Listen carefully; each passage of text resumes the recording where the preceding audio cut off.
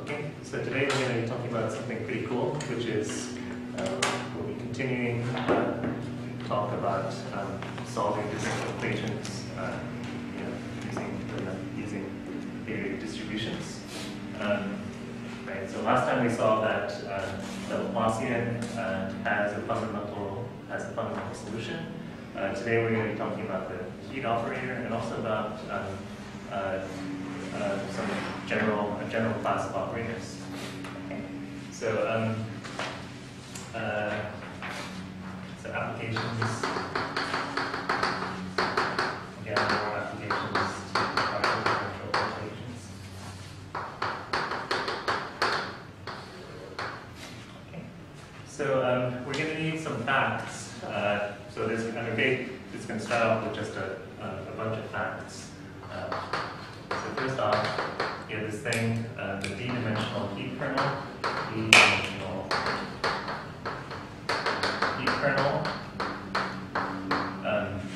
It's given by, is defined as h sub tx is 1 over 4 pi t to the d over 2, e to the negative epsilon x squared over 4t. This thing turns out, if you look at it on the Fourier transform side, e to the negative 4 pi squared t c squared e to the 2 pi x c.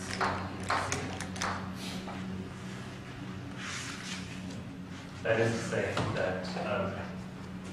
say that on the Fourier transform side, this thing is e to the Fourier transform of the heat kernel is e to the negative 4 pi squared c squared t.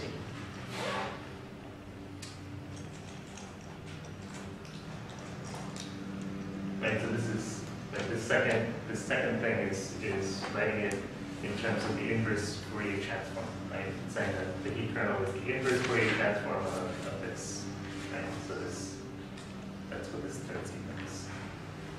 Okay. Okay. So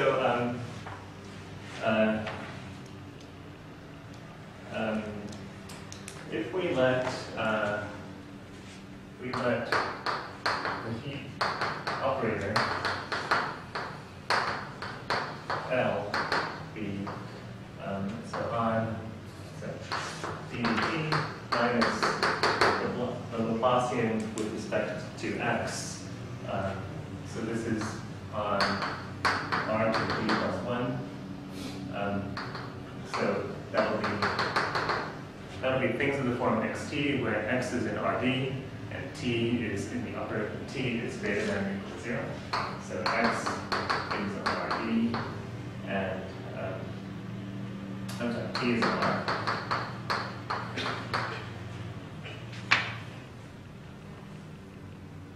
So we have this heat operator, right? It's partial with respect to t minus the Laplacian in the x variables.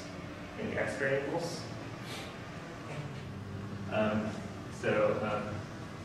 can be shown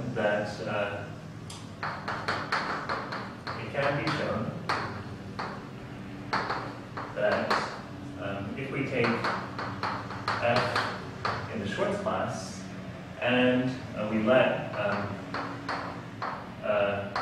u of xt be h sub t convolved with f at x, then this thing is a solution to the homogeneous initial value problem. That is, then this function is a C infinity function in the upper half plane. So in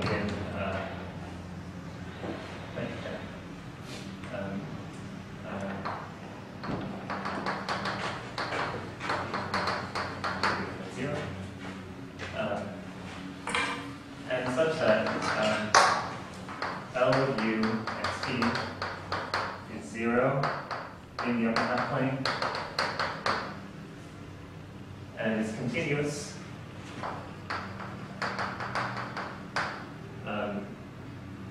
up to the boundary t equals 0. And further, with u of x0 being f(x).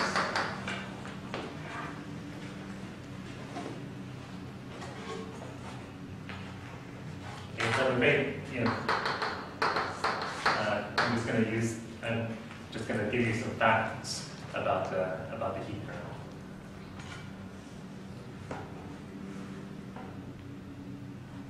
Okay, so what this is saying is that you can create a problem, right?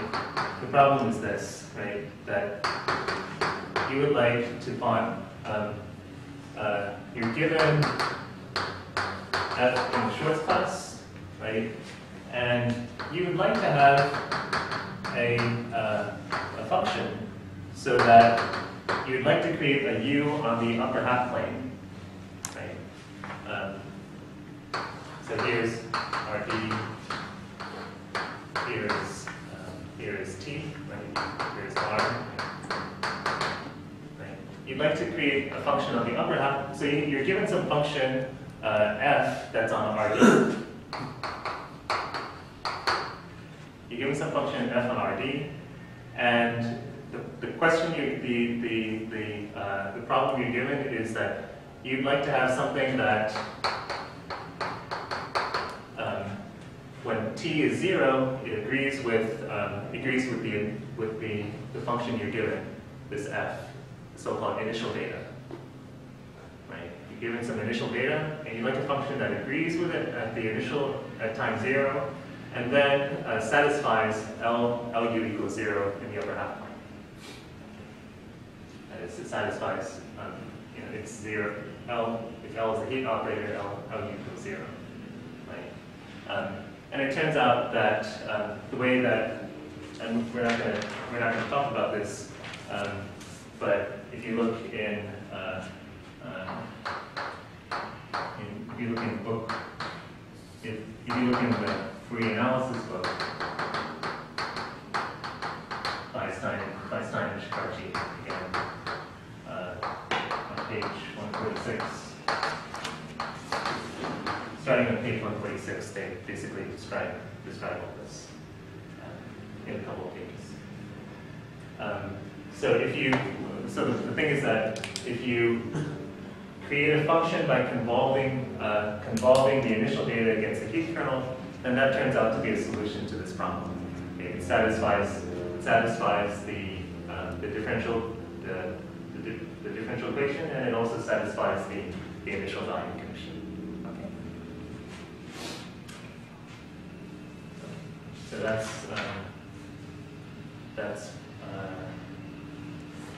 okay. We also need a couple more facts about it. So a couple more facts. One, this calculation. If you take the partial of the heat kernel with respect to T, you get the Laplacian with respect to x of the heat kernel. Two, HT form an approximation of identity. So it is a heat kernel. Right? An approximation of identity. In other words, if you take the integral of HT, you get 1. If you take the integral of the absolute value of HT, then that's controlled by some constant. And if you take the integral of the absolute value of HT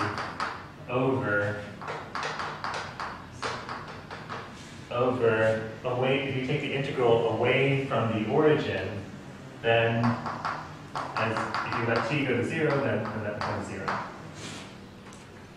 Over any, so let me draw a picture, right? Over any, so here's 0, here's theta, minus zeta. Right? It's just this is basically saying that the mass of the kernel eventually gets close to zero, gets supported close to zero. Right? As t goes to zero, the mass punches into zero. So any mass that's outside of this, if you take any neighborhood around zero, then the mass that's in there eventually tends, as t goes to zero, most of the mass gets inside here, the mass on the outside tends to zero. Okay, that's what these three things are. Right? So the integral is 1, the integral of the absolute value is bounded for all t, and the mass punches towards zero. Okay. So those are the facts about the heat kernel that we're going to need. So let's just see that. Okay. So we are, like I said, we're going to be dealing with the heat operator. Right? So you have this thing, this on R equals 1, and we'd like to find the fundamental solution of this. Okay. So we let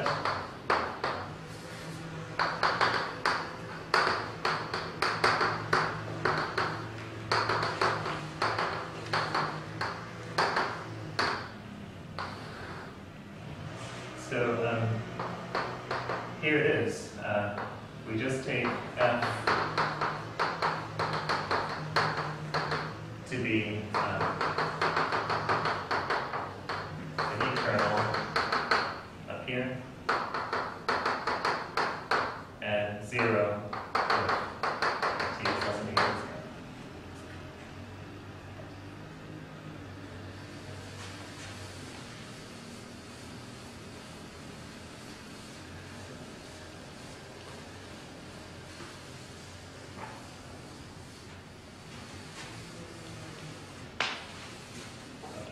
And our claim is that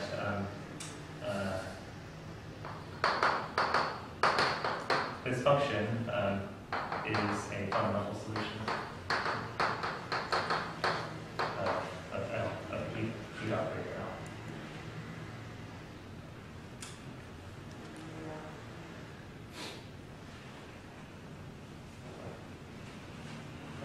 The proof of this is pretty straightforward.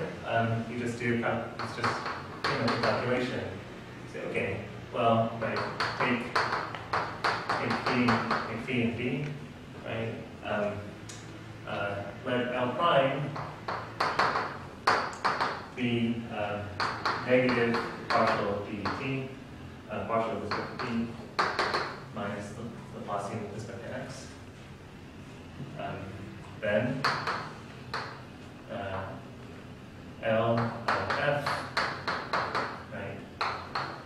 L of f, L of f phi is f of L prime phi, right? Just by definition, right? When you switch, like this thing is ddt minus Laplacian with respect to x. You're going to pass that over onto here, but the sign changes for every derivative. You know, this thing is of order 1, so you get a minus sign on it. That thing's of order 2, so it gets minus sign squared. Right? So when you pass it over, you get this thing. Right? Okay. So what's that? That is that's the integral. That's this integral, right? F of xt, L prime phi xt gives t. Just by definition.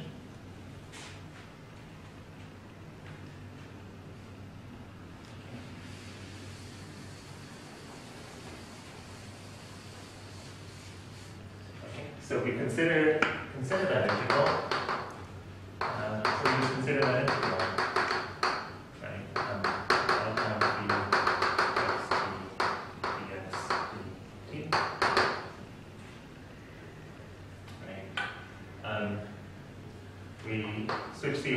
integration, and we use integration by parts. So using integration by parts in X gives us that this is equal to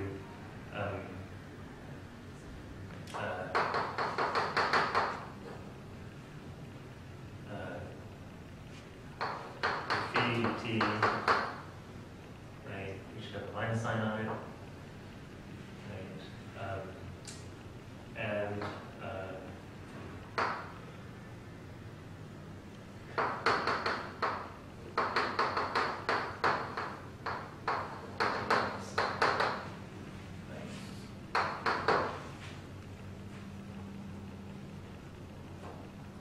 right? This thing here, of course, is your htx, right? We have L prime, right? L prime is this thing applied to phi. We leave the negative ddt alone. That's this term, right? And then with the other one, we've got the negative Laplacian with respect to x on phi, and we use integration by parts twice to pass that, or multiple times to pass that thing over, pass the differentiation from there to there, right?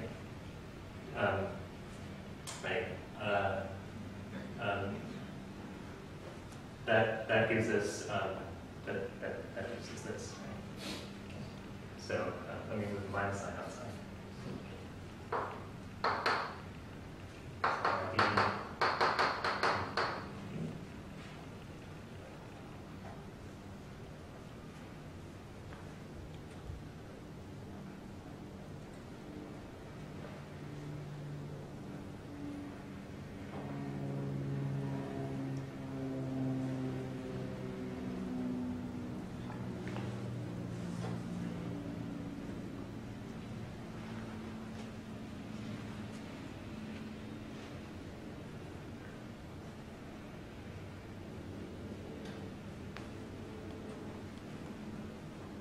Sorry, give me 1 second.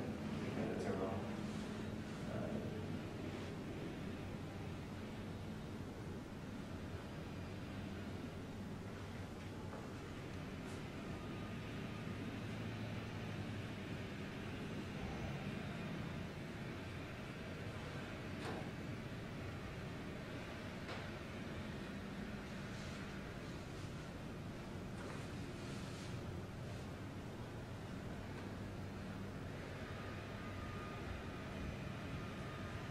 Oh, right, of course, sorry. No, okay. So then we use this fact, right? So this is equal to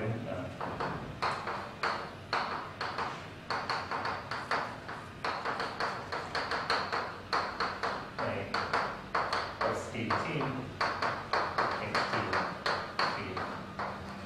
x.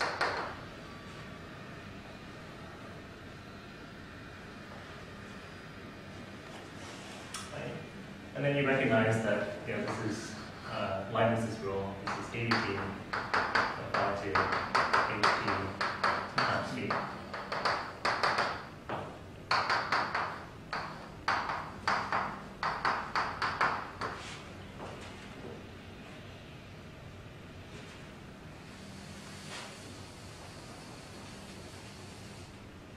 Right.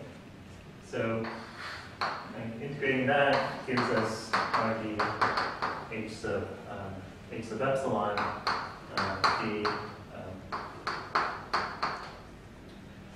h sub epsilon x phi of x comma epsilon dx.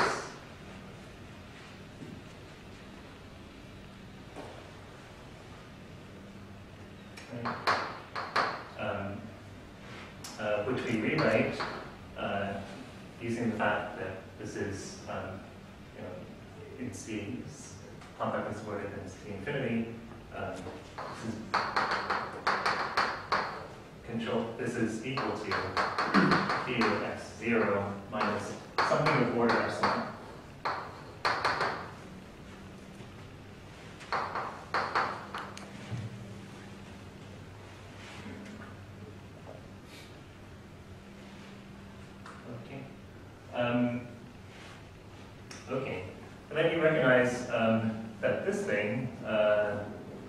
you can the heat kernel is even, right? So you can put a minus x in here, and then you recognize that this first part is just h sub e convolved with phi evaluated at z. Excuse me. Convolved in the first variable. So I'll put a 1 here to mean convolved in phi's first variable.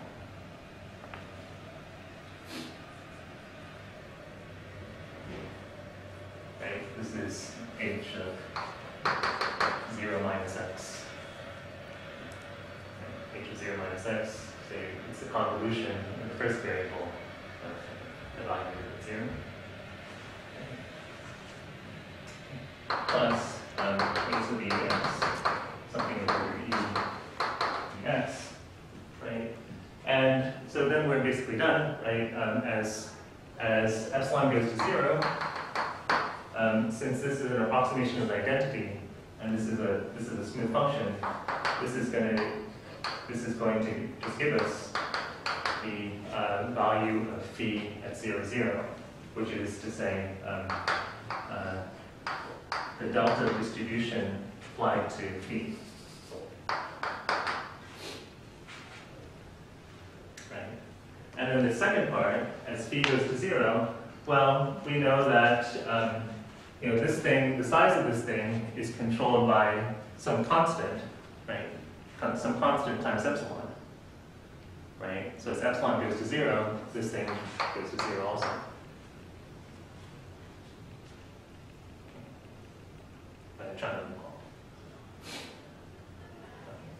So what that gives us, of course, is that the thing that we're calculating, right? That LF of phi actually is delta of phi. LF is the Dirac delta. So we found a fundamental solution. So that is the fundamental solution.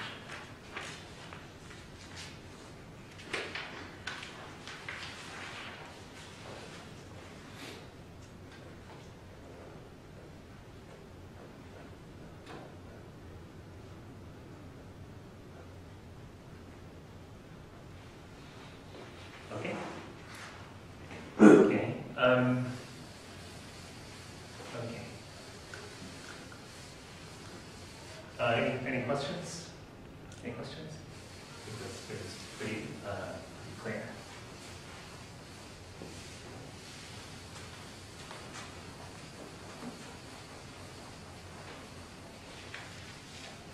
Okay. So now something a bit more tricky. Fundamental solutions of general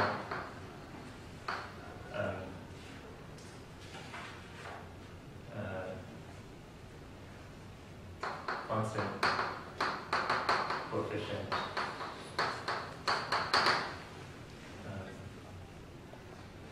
partial differential equations.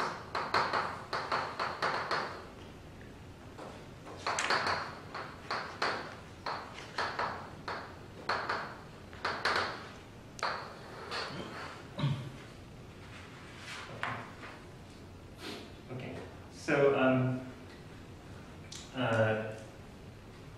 suppose we have, remember what we said last time, that if you have such an operator called L, and it has a characteristic polynomial E, right? Your hope is to get something that you want a distribution such that LF is equal to 1. Right?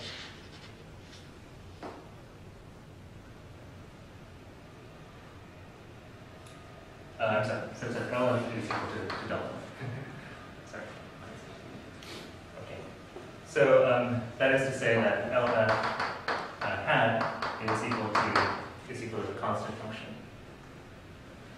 Right. But we know that this is going to be P times F hat. just by the properties of the Fourier transform, right? The Fourier transform of derivatives of something turns into multiplying by the corresponding monomials. Okay. And so your idea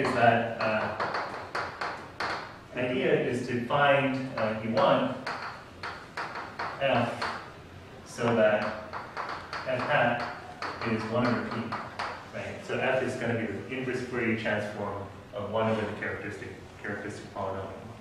So your rough idea is that f should somehow be equal to the inverse Fourier transform. The inverse Fourier transform of 1 over p. Okay. Again, just sort of proceeding formally, for compactly supported smooth functions in RD, you want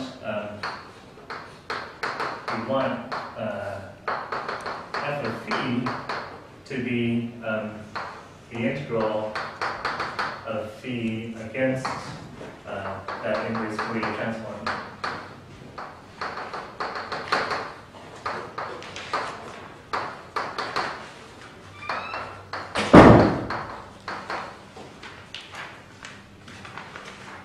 Right? This is what you would hope for, and if you carry out the x integration first, what this gives you is that you want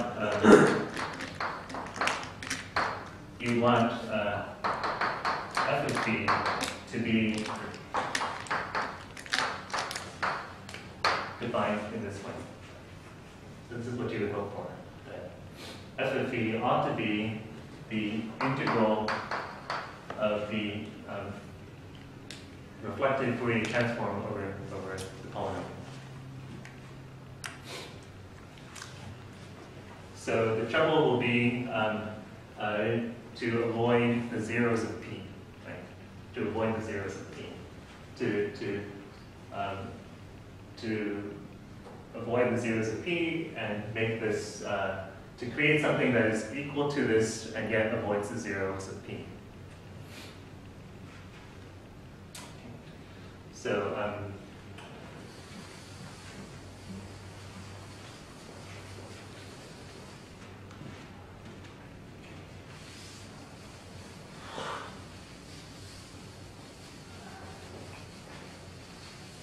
so that's the idea.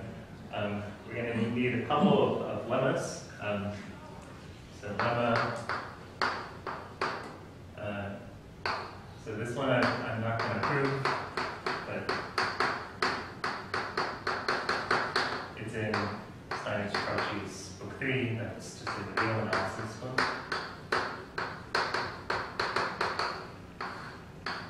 On page 229. So the lemma is this, that P can be assumed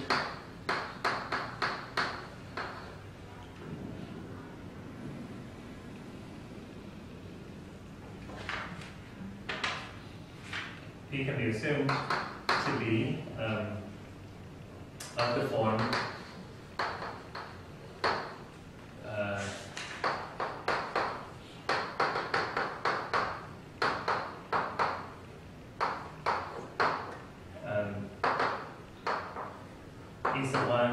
C sub 1 to the m plus summation C sub 1 to the j uj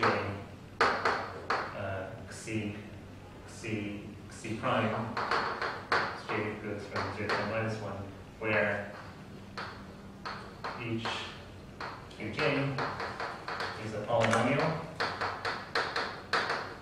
of degree less than equal to n minus 1.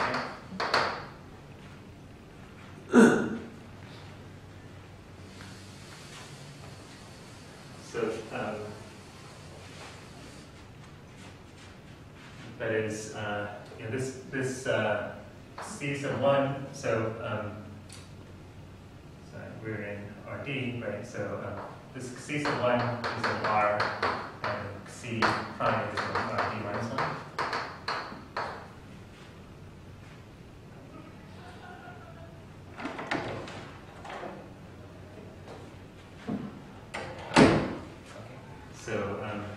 So the proof is apparently, I haven't looked at this, but you do some sort of change of coordinates plus rotation. I'm sorry, change of coordinates.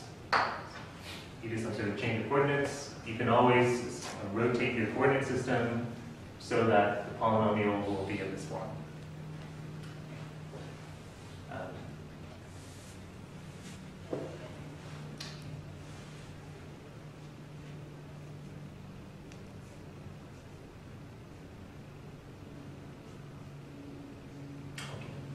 So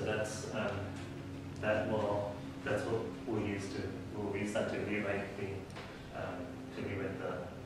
the characteristic polynomial. Okay. So so now things get pretty interesting. So now for each fixed C prime, consider a polynomial P of Z defined as P of capital P of Z C prime. Okay. So you fix your C primes and you say, okay, I'm going to look at a polynomial of one variable, right? Polynomial of one variable, just by using the first variable C1 of P. Okay. So this is it has n roots called alpha 1 C prime. They depend on C prime, of course. Alpha m C prime. And sign orders them lexicograph.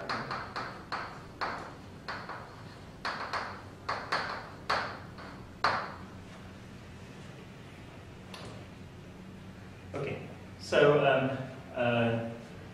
now we introduce another lemma. There exists an integer n C prime such that when the absolute value of n C prime is smaller than n plus 1 for all C prime. 2,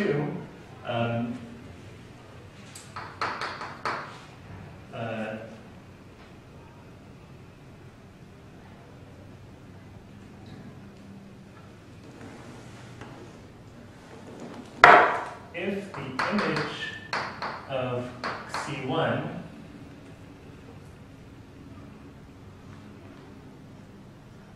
if the imaginary part of C1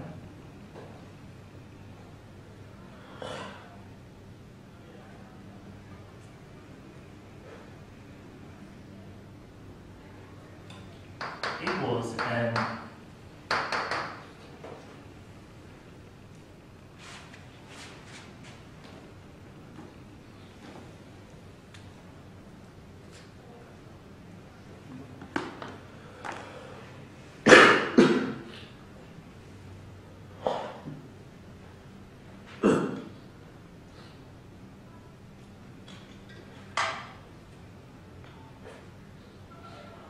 So actually, this should be C.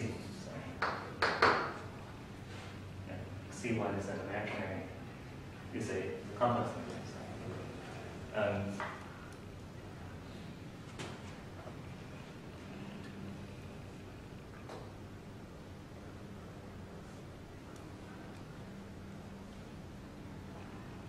I think that's okay. if the imaginary part of C1 equals n and C prime, then C1 minus A alpha j C prime is greater than equal to 1 for all j.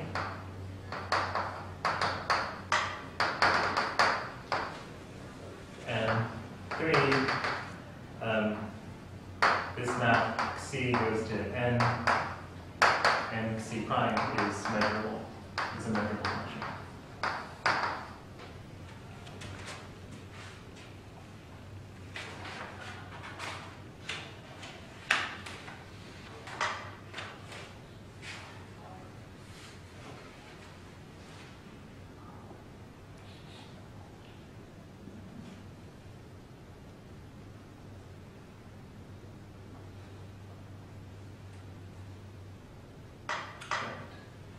I think it's good. Okay. Okay. The proof of this, at least the parts that I'm going to show, are pretty straightforward. So here's the idea. You take n minus 1 to n plus 1, and you divide that into things of length 2. So you get n minus 1 plus 1. And minus negative m plus 3, etc., and minus 1. Right? So you divide this thing up into intervals of length 2, and you notice that there are n plus 1 such intervals.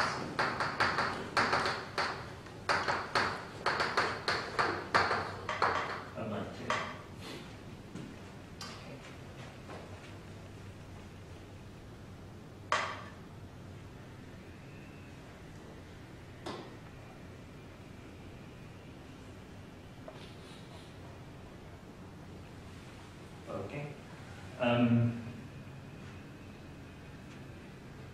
Okay. For each C prime, the polynomial has m zeros, right? So PZ has m zeros. So at least one of these intervals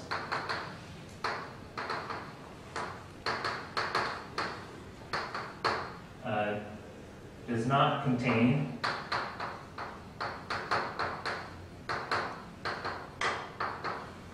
the imaginary part of any of the zeros.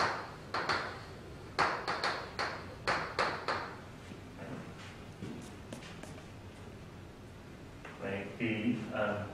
These roots, right? Yeah, at most they're going to fill up. At the worst, you hit m of these guys, but there's one left over, and you single that guy. You single that interval out. So let n C prime be the integer midpoint, be the midpoint of that interval.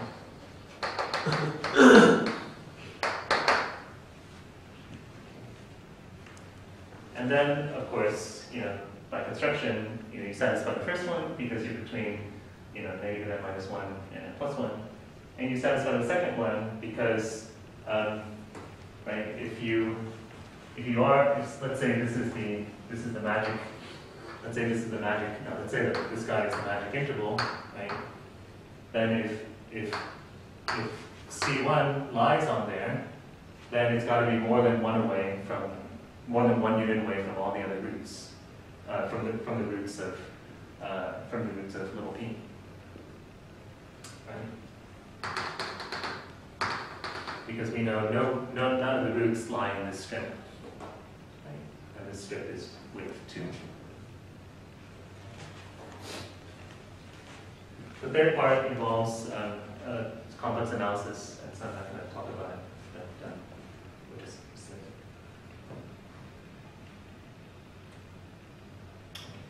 it. Okay, does that make sense? Does the lemma make sense to people? No, Eric. So it's actually not saying anything particularly deep. All it's saying is that you fix your C prime, right? And then you know that this guy has m roots, right? These m roots, lie in the complex plane. They lie in the complex plane.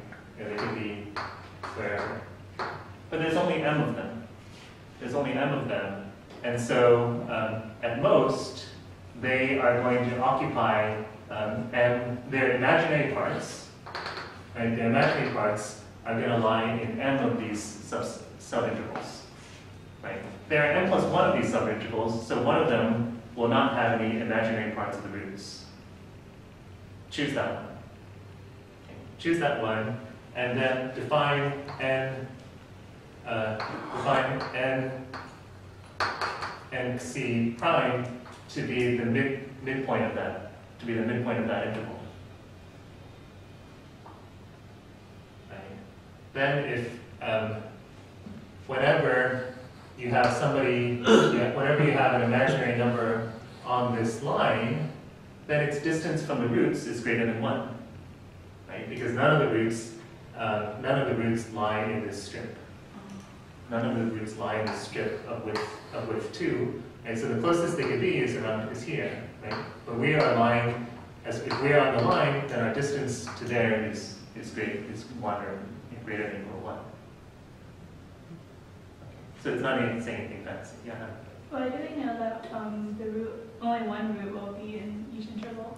We don't. But if there's 2 roots in an interval, even better. That means we've got 2 things free. Okay. Right. So just choose the small one. Choose the one on the left. Say. Yeah.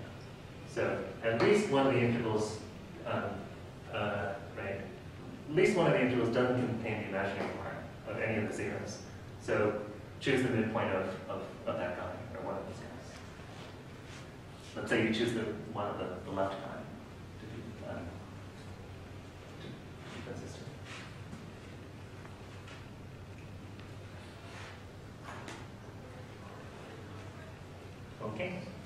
Okay.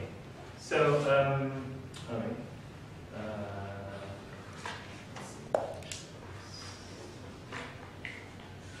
No, I'm not going to erase this. I don't want to erase this either. Okay.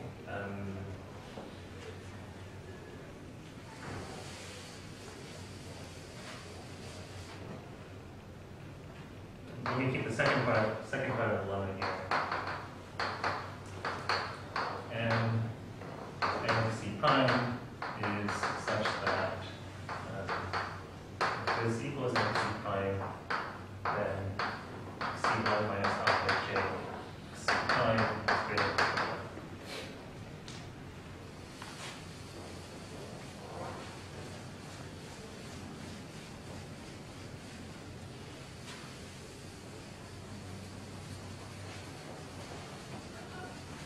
1. Okay. So now comes the great part. So the theorem, every constant coefficient linear partial differential operator, constant coefficient linear partial differential operator, L as a fundamental solution. And the proof is that we define, we let L, we define the fundamental solution by f of phi is going to be the integral of phi hat negative c over p peak c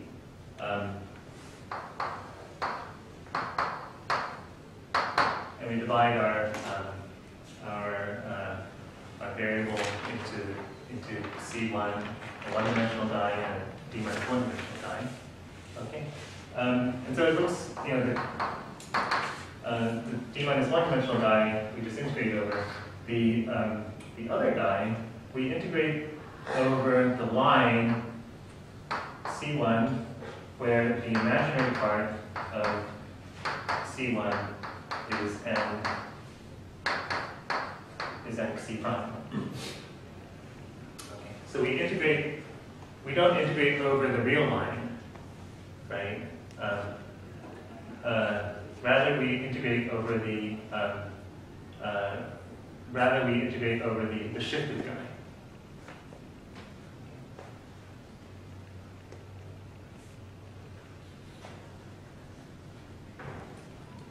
We shift the line over. We shift the line over to this line here. Okay. And the reason is that we're going to use that to avoid the zeros of p. Okay. This turns out to be kind of involved, but it seems fun. So first. We need another lemma. Say that this is actually well defined as a distribution.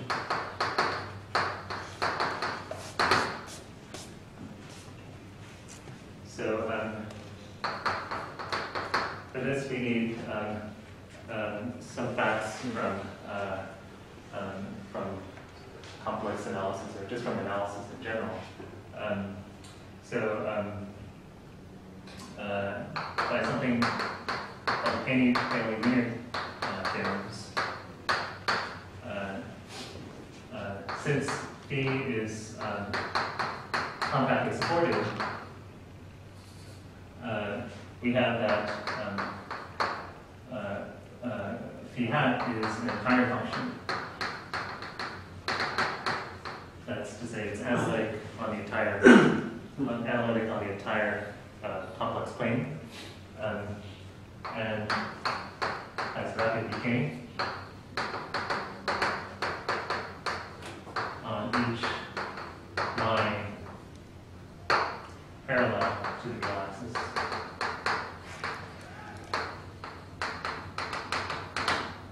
So this is, for those of you who are interested, this is on page 198 of Rubin's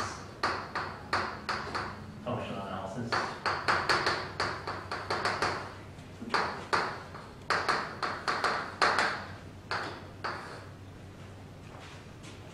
Okay.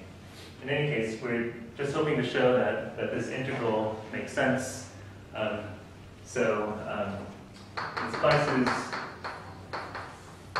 to show that P is uniformly bounded away from zero on the line of integration.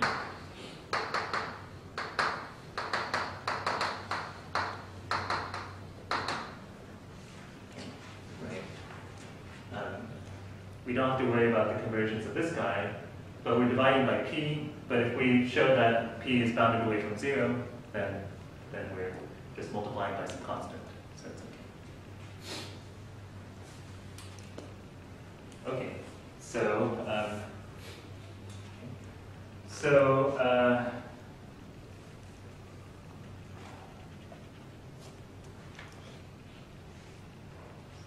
give me 1 second to kind of remember the line here.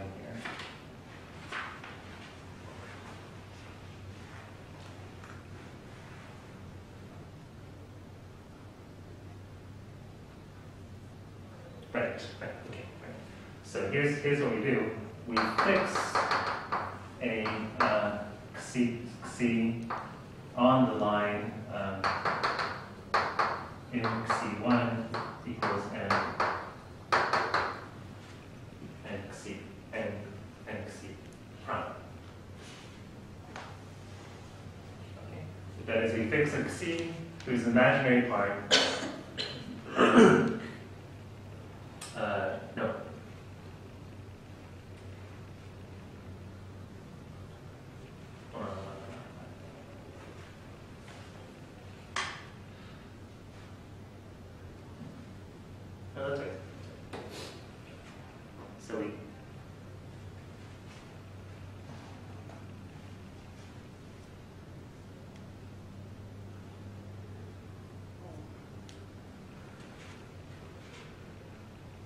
Okay, so disk C does not have to do with disk C prime or disk C1. Okay. So here we have C prime. Here we have this line. Right? Here we have this line. It says C1 C1, right? C1. So C1 is in the complex plane, right? And what we're doing is we're saying that its imaginary part must be MC prime. Okay. Now choose some C on that line. Okay. Choose some C on that line. Maybe it's best to call it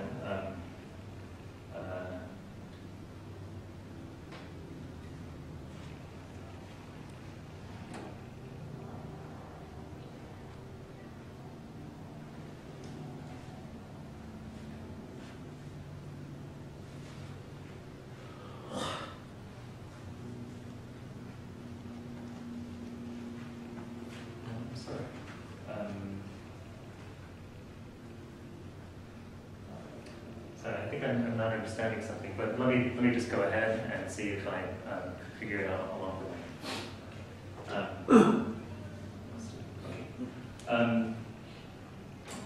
Define Q of Z as P of C1 plus D comma C1.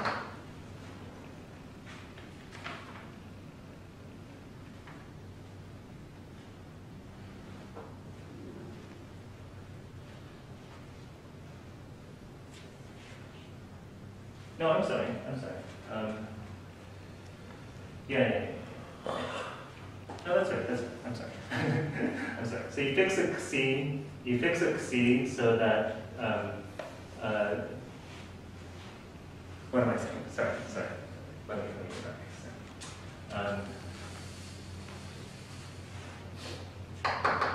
fix a C being C1, C prime, such that it lies on this line.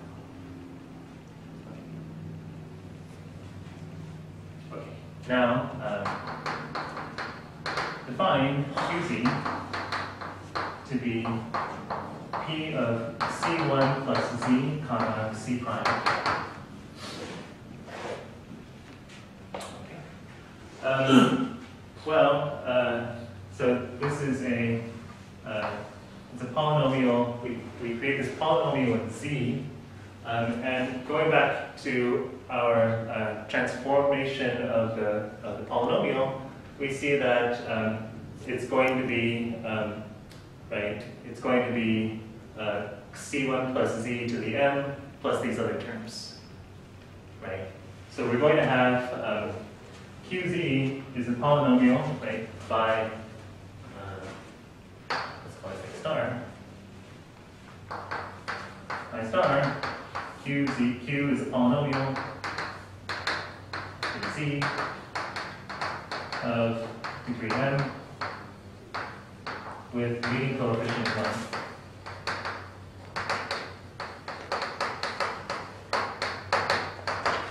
With leading coefficient 1.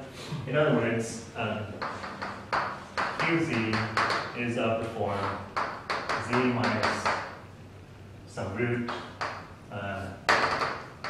Z minus some roots. Okay. They're M roots.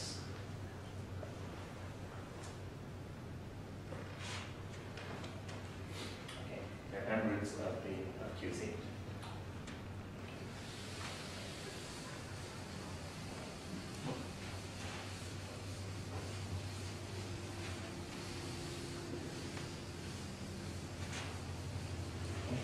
So those guys now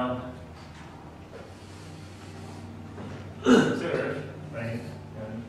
Does the lambdas of J, right? The lambdas of J satisfy, of course, as we just said, P of C1 plus lambda lambdas of J comma C comma equals 0. right? Those guys are the roots of QZ, meaning that they are the roots. If we put them in the there, we get 0. So that's to say that C1 plus num j equals alpha sub k C prime, right? For some k between 1 and m, right? Remember the alpha sub k's were defined by alpha sub k C prime were the roots of the polynomial that we got when we fixed the second variable. Right? Okay. So what does that tell you?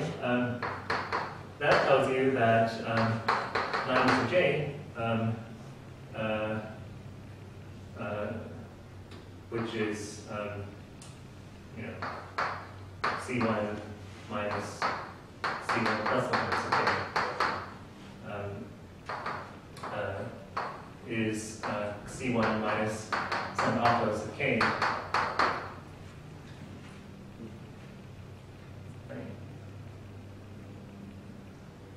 If you look at this, then it is the distance of C1 to one of the roots, right? But we just said that we're on the line for where this is bigger than 1, right? So this is bigger than 1.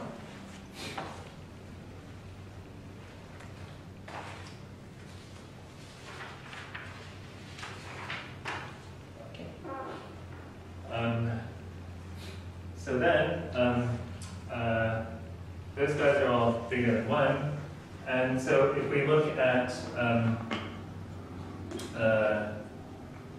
Q0, right, Q0, if we look at the size of Q0, the size of Q0 is, well, absolute value of lambda 1 times lambda 2 to lambda m, which is bigger than 1.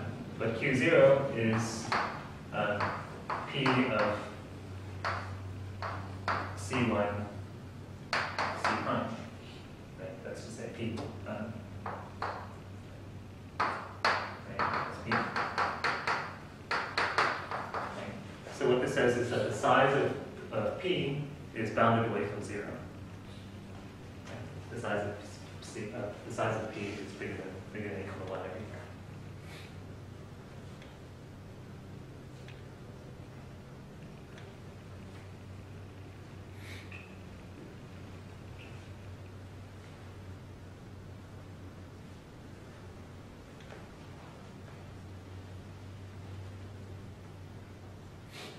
Okay. So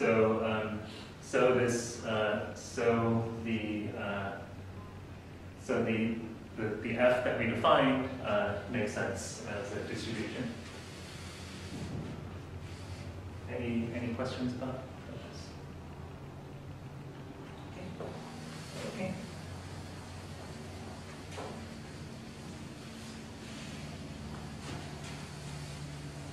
Last night I was reading, yesterday afternoon I was reading a review of this book, of Stein's 4th book.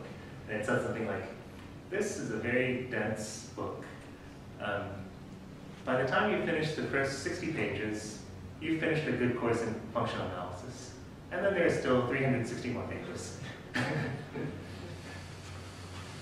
But I think it's good.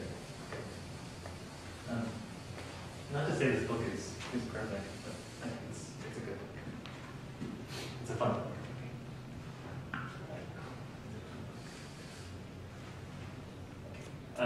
Okay, so now let's complete the proof of the theorem. Right? Our theorem is to say that we can always get a fundamental solution, including the proof. I take it back. This is not a fun book, but I think some parts of it are fun. I think some of the parts of it are nice. Okay, so let L be notated as A less than M, A sub alpha less than M, indices of A sub alpha with B super alpha, then L prime, the corresponding guy, A sub alpha, -1 to the size of alpha, B alpha. Then LF applied to phi is L applied to, excuse me, is F applied to L prime of phi. And further, the characteristic polynomial of L prime is P, is the reflection of the characteristic polynomial of L. So,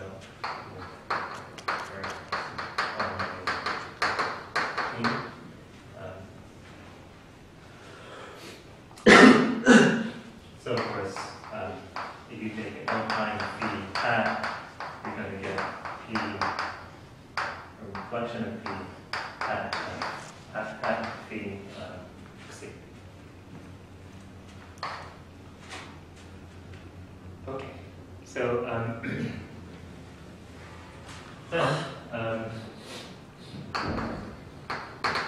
let's do it. LF of phi, of course,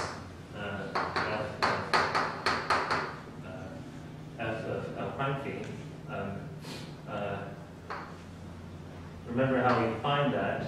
We're going to take the Fourier transform of L prime, and we take the Fourier transform of this thing and evaluate it, make it C, and divide by P of C, D, C1, D, C prime,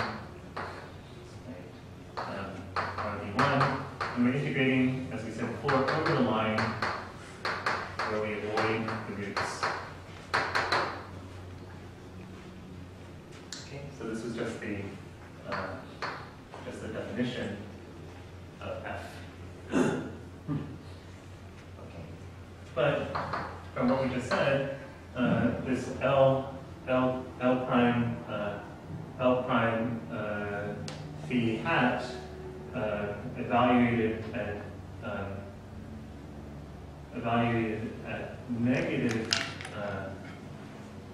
at negative C is going to give us P at C,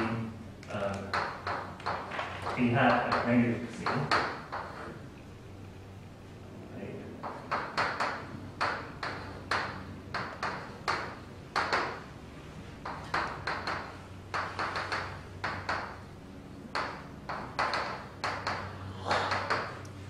Right.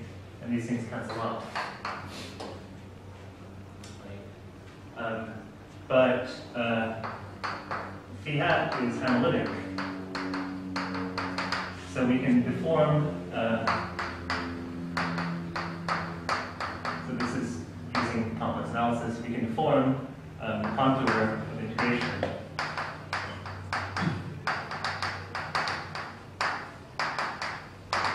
We can slide the line of integration over that, and so we get the integral over RB of phi hat negative C. But that is phi of 0. That's the delta function evaluated of phi.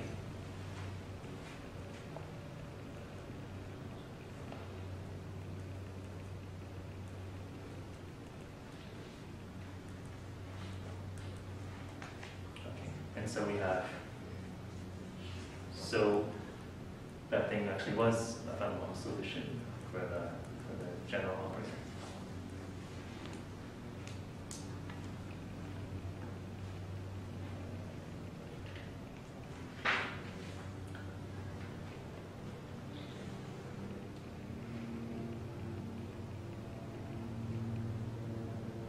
Okay, I think that's where I'll stop for today.